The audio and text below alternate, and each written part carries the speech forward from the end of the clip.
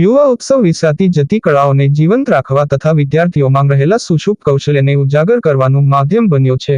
Mayor Shri Nayanaben Pedhadiya. અતિથિઓએ agro product, textiles, handicraft, વિજ્ઞાન મેળાનું પ્રદર્શન નિહાળ્યું. કુલ 40 સ્પર્ધાઓમાં 1150 વિદ્યાર્થીઓ ભાગ લેશે. ગુજરાત સરકારના રમતગમત, યુવા અને સાંસ્કૃતિક પ્રવૃત્તિઓ વિભાગ અને રાજકોટ જિલ્લા વહીવટી તંત્રના સંયુક્ત ઉપક્રમે હેમુગઢવી હોલ ખાતે આયોજિત રાજ્યકક્ષા યુવા ઉત્સવ 2024નો શુભારંભ મેયર શ્રી નયનાબેન પેઢડિયાના હસ્તે કરાયો હતો. ઉલ્લેખનીય છે કે આ ત્રિદિવસીય યુવા ઉત્સવમાં કુલ 40 સ્પર્ધાઓમાં ઝોન કક્ષાએ પ્રથમ ક્રમ અને દ્વિતીય ક્રમે વિજેતા થયેલા કુલ 1150 કલાકારો ભાગ લઈ રહ્યા છે.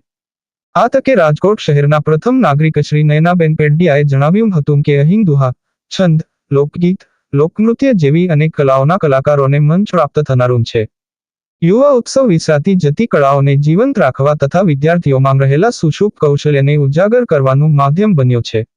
ગુજરાત સરકાર ખેલ મહાકુંભ, કલા મહાકુંભ, યુવા મહોત્સવ જેવા અનેક પ્રકલ્પો થકી યુવા પ્રતિભાની કલા અને આવડતને પ્રોત્સાહન આપે છે.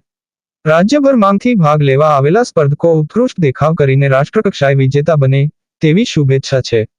સાથે સાથે સ્પર્ધકો અટલ સરોવર, પ્રદ્યુમ્ન પાર્ક જેવા ફરવાલાયક સ્થળોની મુલાકાત લે તેવો અનુરોધ છે.